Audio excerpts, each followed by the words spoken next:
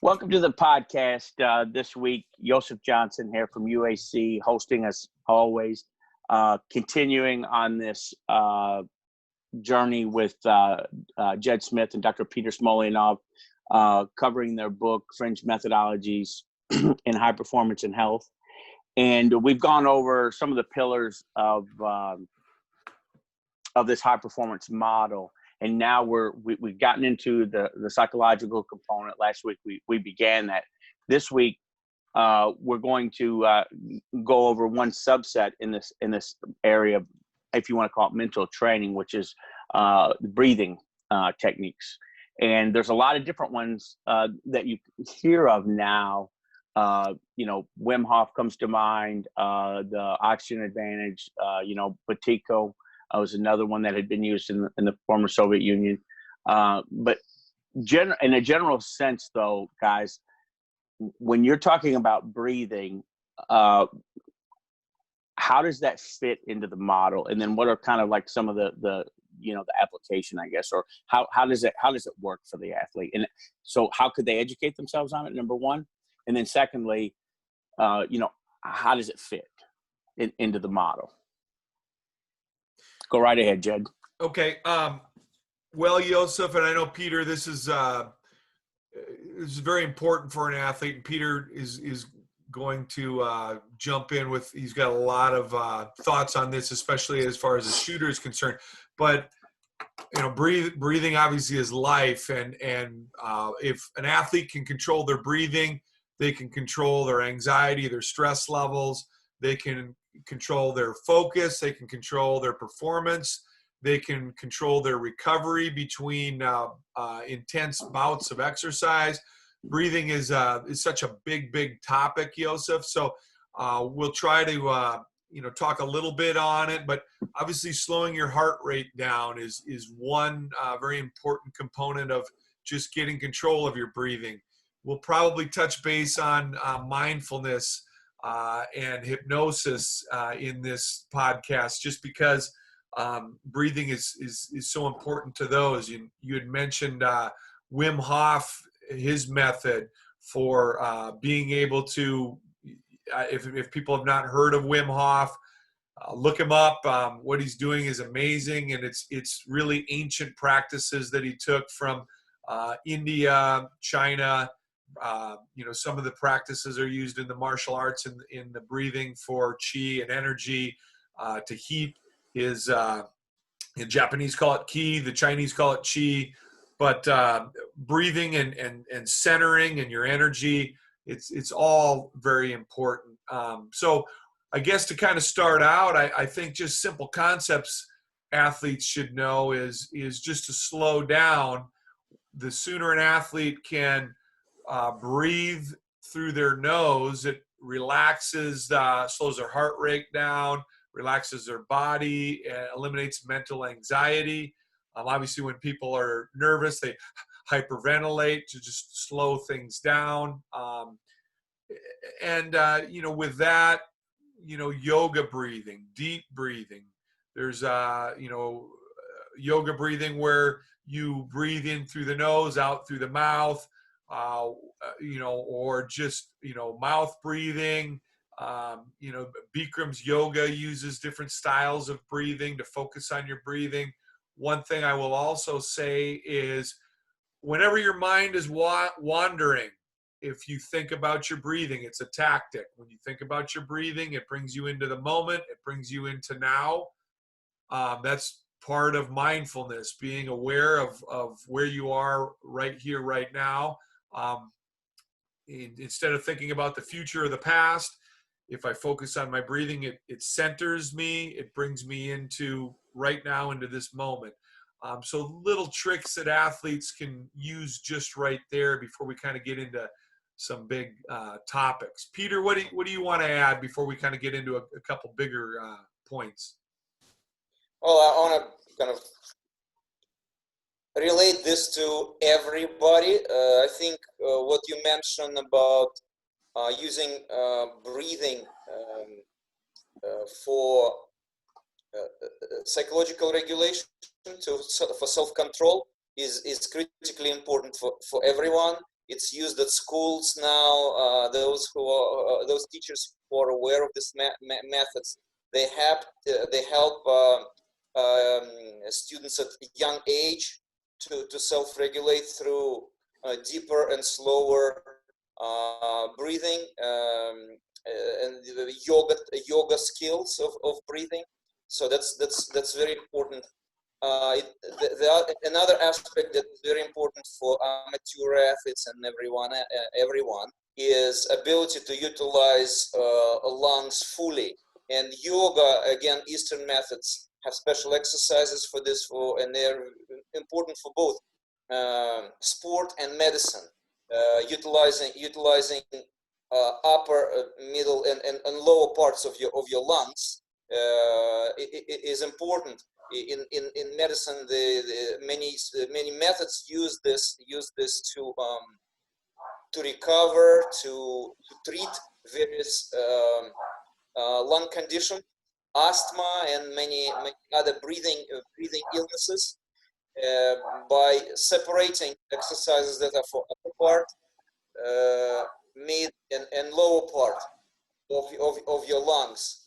If you look at many sports, especially endurance sport, they start with breathing exercises. These breathing exercises stay with athletes throughout their career. If you look at swimmers, all their interval training is assisted by special breathing exercises. You stop and you rest, and as you rest, you breathe in the water. You take a deep breath and you breathe in the water. So these are examples that should be used by everyone to train their breathing, to train to breathe properly, and to train their respiratory system to utilize all parts of your lungs, so that you use maximum capacity of your lungs. This is something that a lot of sport and medical programs are trying to do and borrow from ancient and Eastern fitness systems such as yoga, Qigong, and Tai Chi, and Qigong is the current most important fringe gymnastics. Qigong is the base of it is proper breathing. It's gonna be here just like yoga is here. We're never gonna be able to fully organically and mentally get yoga and Qigong and Tai Chi, but these exercises that we take from it are very important, very useful for both athletes and everybody else. So for both health and for athletic performance. And Peter, I liked the comments you made, and I think it's very important for athletes as far as breathing ability and recovery and just oxygen efficiency. The idea of full lung capacity in all areas of your torso in your breathing. One practice that's typically done for as a precursor to practicing mindfulness, which is a form of meditation or hypnosis or self-hypnosis, is typically diaphragmatic breathing. And diaphragmatic breathing, the individual will fill their lungs to full, or their stomach to full capacity, then fill their lungs, breathing in through the nose, and slowly breathe out through the mouth.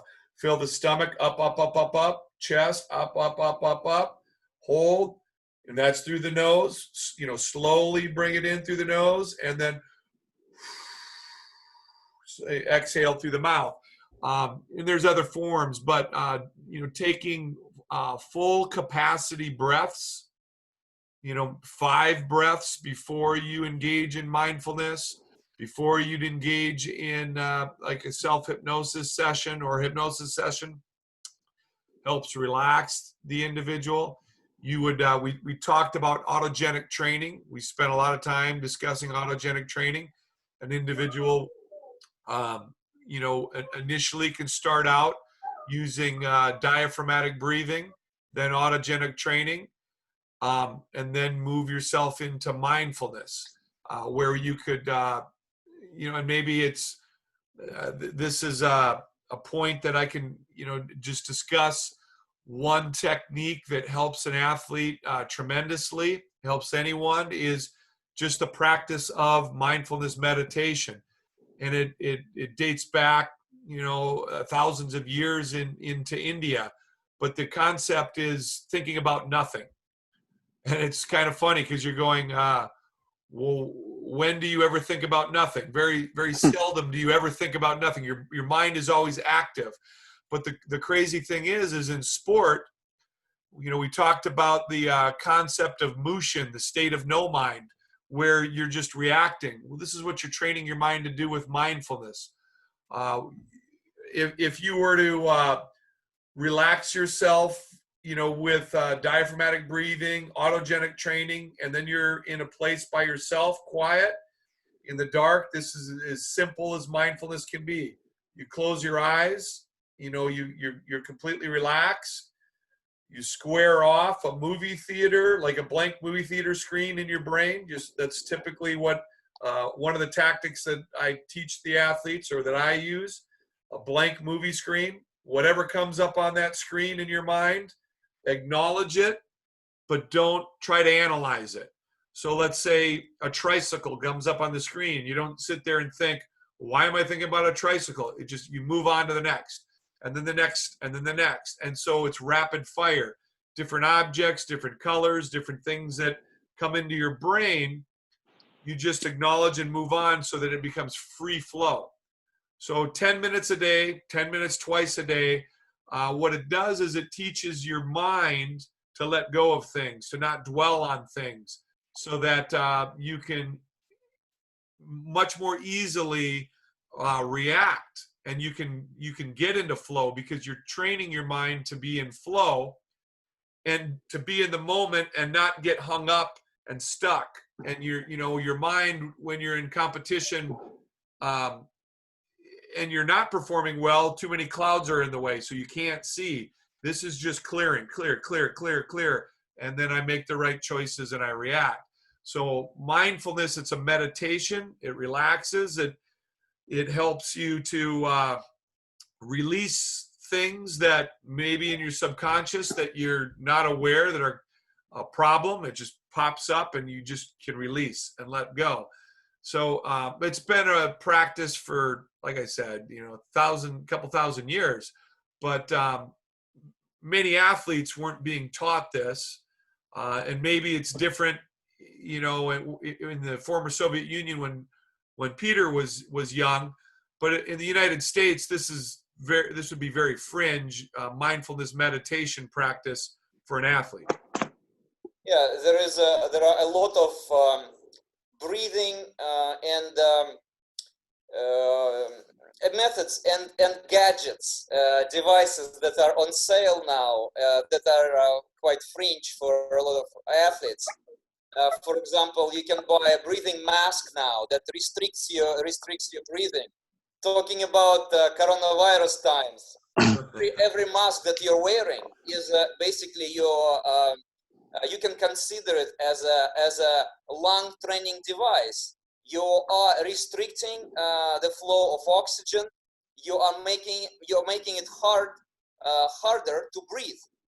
It's good because you are training your respiratory system to work harder.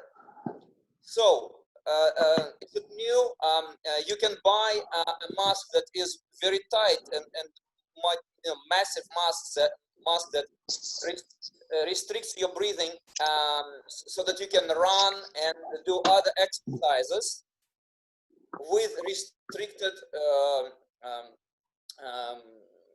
flow of oxygen. So that when you compete, and have a lot more oxygen. It's easy to breathe. Your performance is naturally enhanced. So in our book, we mention this mask, but we say that a good coach must be instructing you to use it properly. As only one of many other methods and devices that should be personally tailored to your objectives, to your health conditions, and to your performance objectives, right? Again, in the Soviet Union, wrestlers and other athletes have used many breathing restricting methods to train their lungs. For example, these masks, or different forms of masks, have been used in 70s and 80s. I remember, wrestlers in particular developed it. For some reason, this was quite popular among wrestlers, but they also used a rubber bands to wrap around their chest to make the chest restricted, so you couldn't breathe, you couldn't expand your lungs. Yeah, something that like a very tight wetsuit would do to you if you put it on. It's a compression, kind of a compression that you use on your upper part, and you compress your chest. So you train in these compressed conditions, and you do not allow your lungs to fully expand and take all the oxygen they can. So they have to work harder on breathing. They have to work harder with lack of oxygen. So it's some kind of a stimulation of higher altitude condition with mechanical devices. Yeah, that's less crazy. oxygen in the air. You're creating all types of difficulties for your lungs to train with.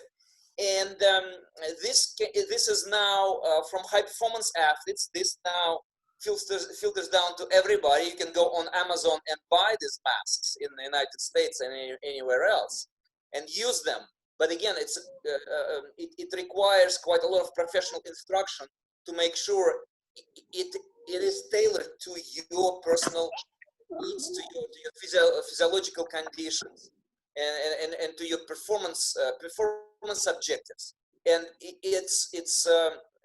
these philosophies of kind of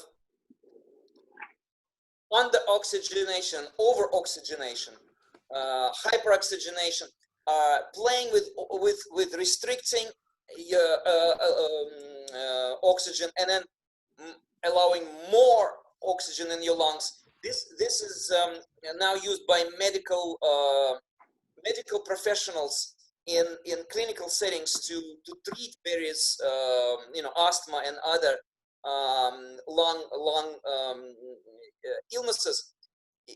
Breathing that you described, it's for example to fully utilize lungs. Traditionally in Western Europe and in Eastern Europe too, your lungs have been opened by opening your chest and spreading your arms so that you fully expand your lungs and you can breathe in. This has been used as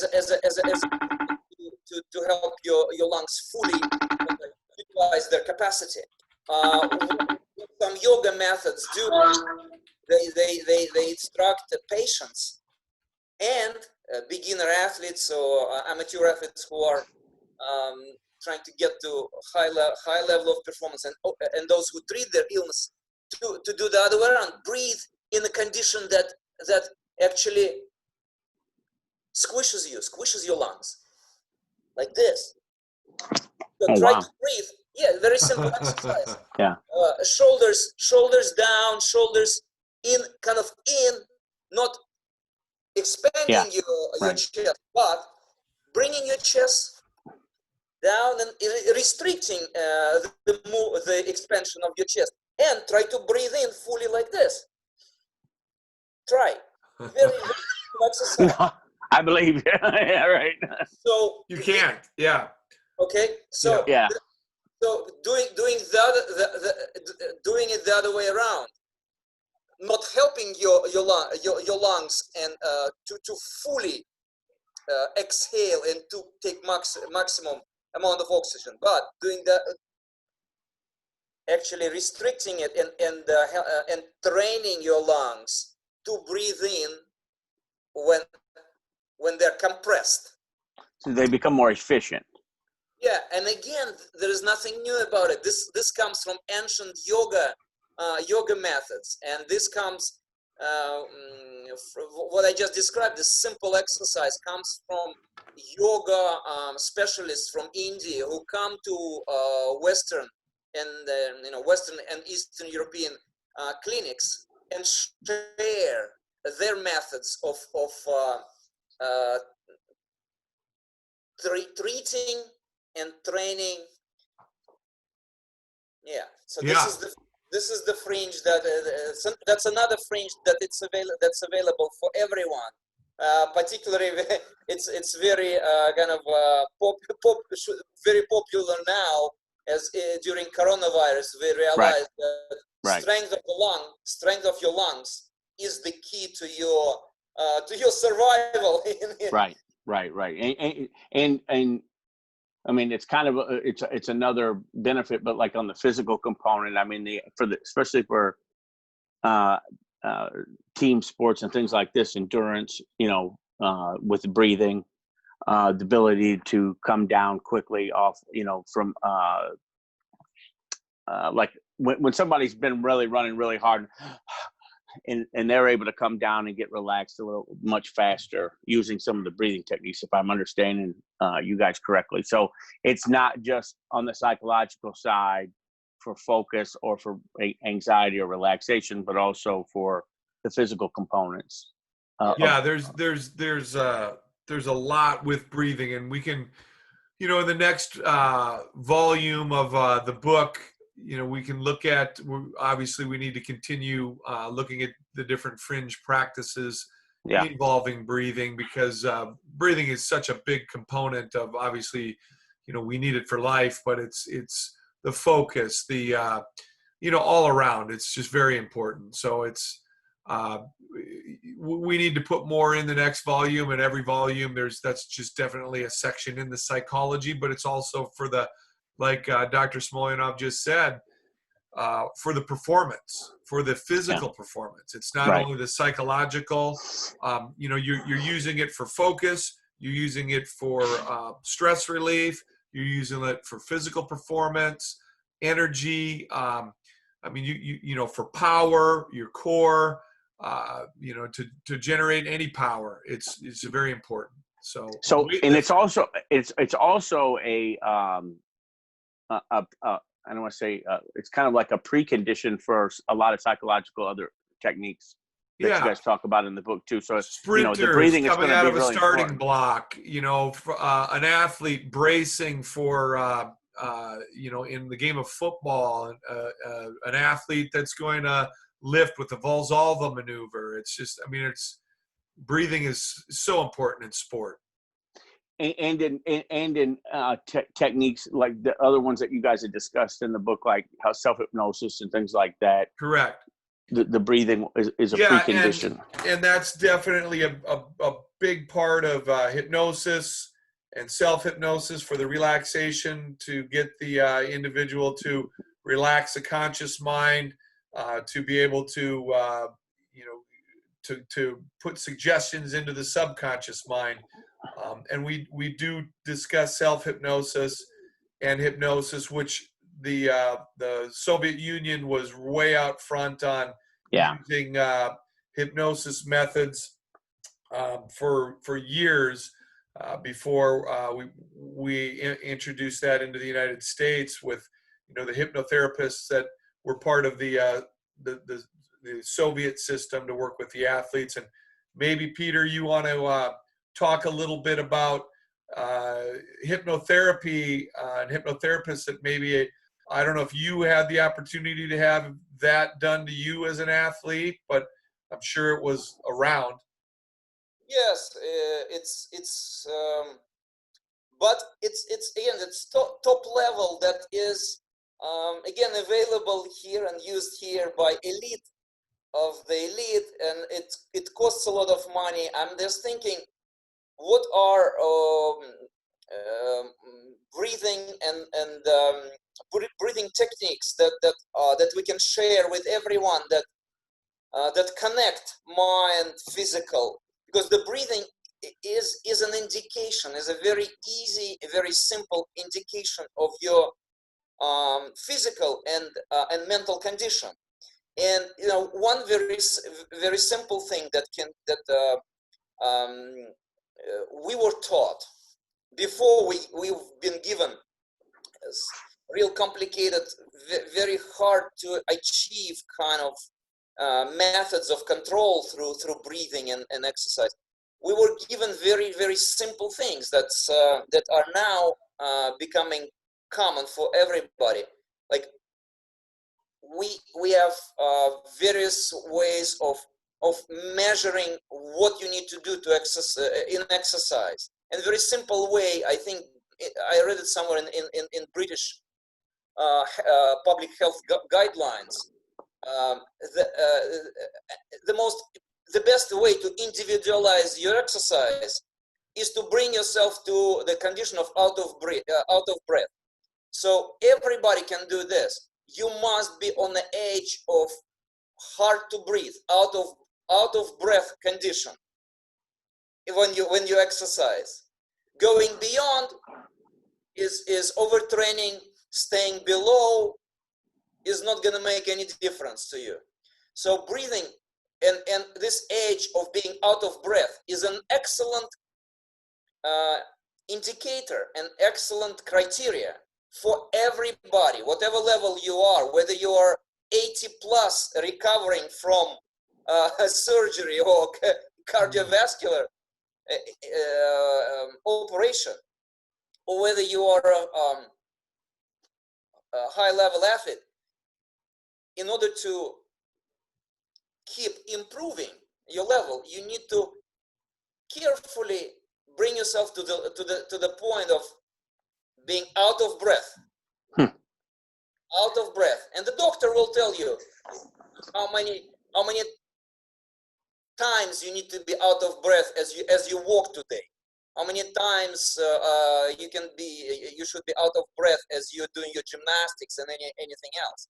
But this is an excellent way of individualizing all those mass and classic periodization programs that we're using.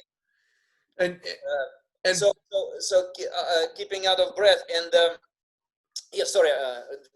well, and I was just going to comment a little bit on, your discussion on hypnosis for the top and elite athletes. I was going to share a little story.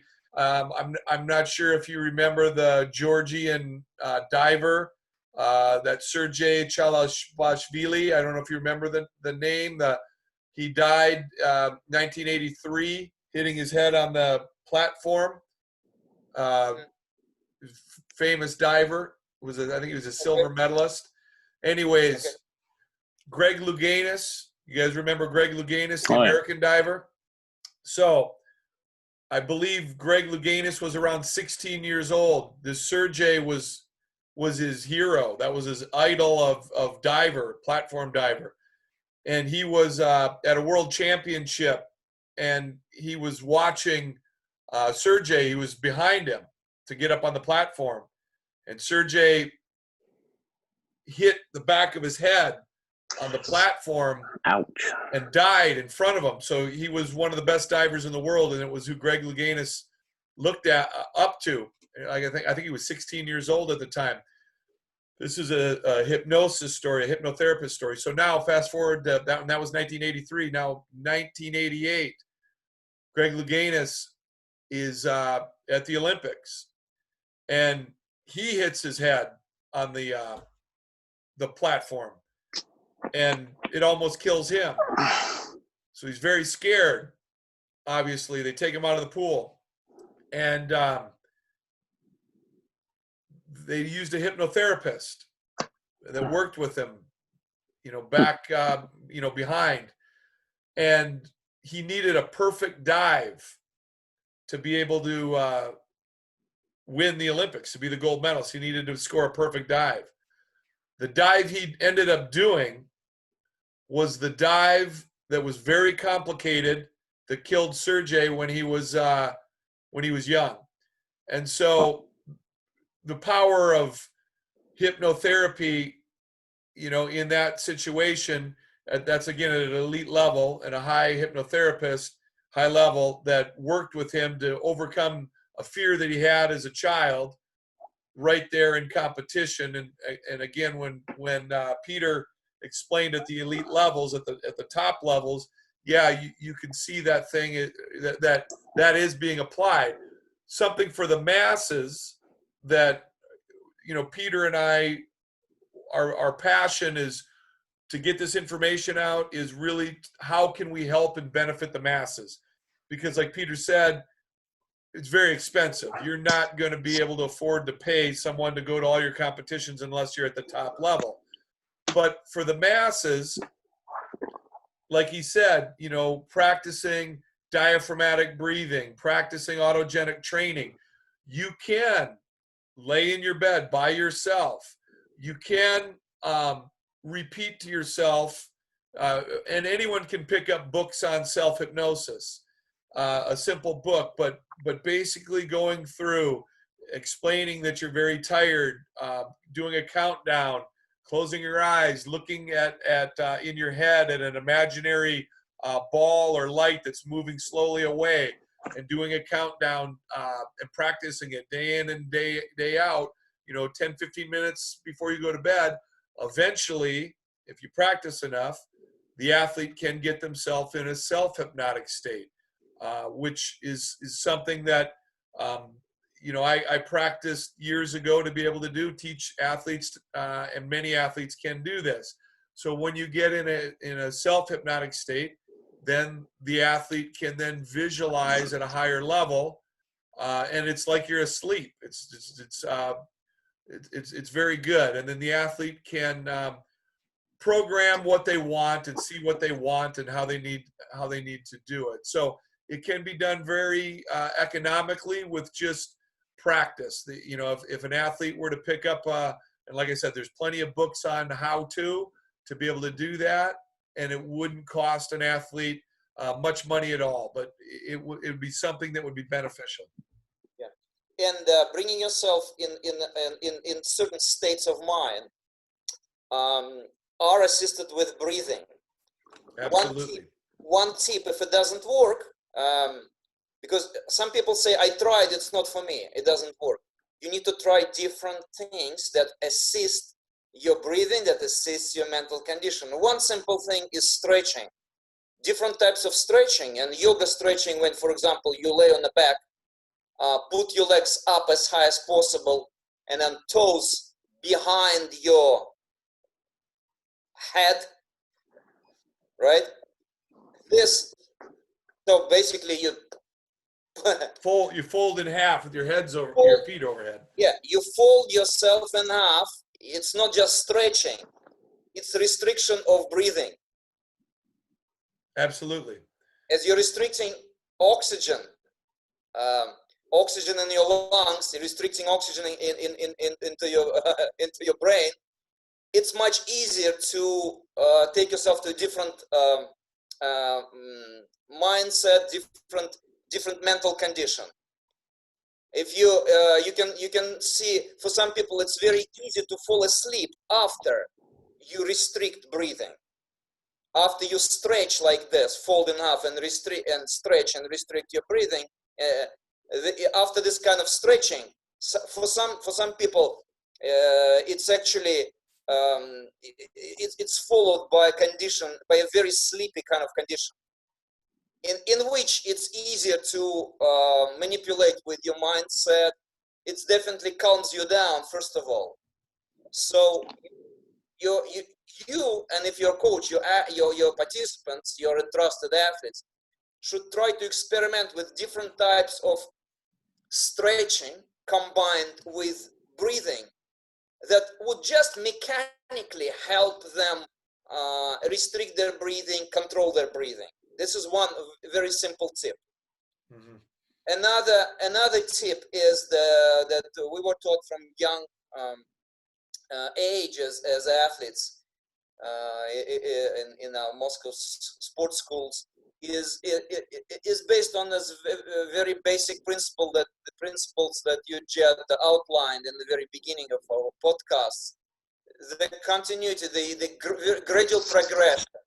So no training session starts with very high out of pulse level and out of frequent breathing and deep breathing. You start very slow, and you never abruptly end any exercise, obviously, with very frequent full capacity breathing. You never stop, and you can see it on every corner of every town. Some jogger stops at the red light. Some continue to jog on the spot, but very often you see people running quite intensively and then stopping. So obviously, this is a very simple example of how everyone should be using correct breathing as a basic. You never abruptly stop. If you run, you need to turn into fast power walking, and then slowly bring your breathing, your breathing very slowly into norm. So that's another tip of effective breathing.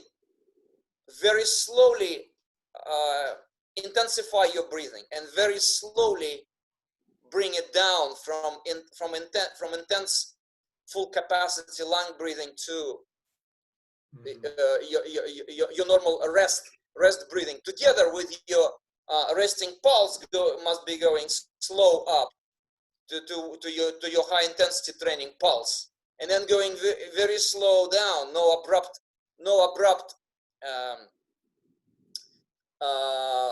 no forcing your pulse, your heart to slow down. It must slow down gradually, naturally, by itself, together with your breathing. And your breathing is an indication of your pulse, of your heart rate slowing down gradually. So these are tips for everyone.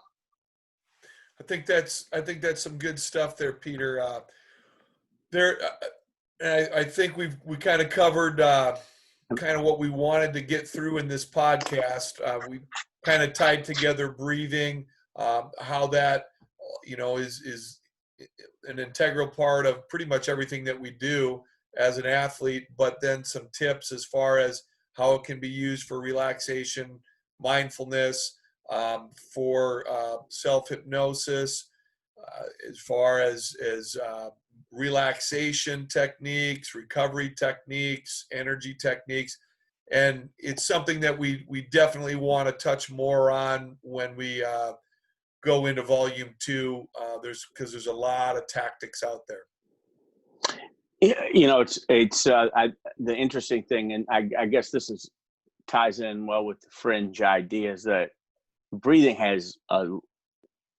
techniques have a ton of application. It's not limited to just one component, like in the yoga sense or the relaxation sense.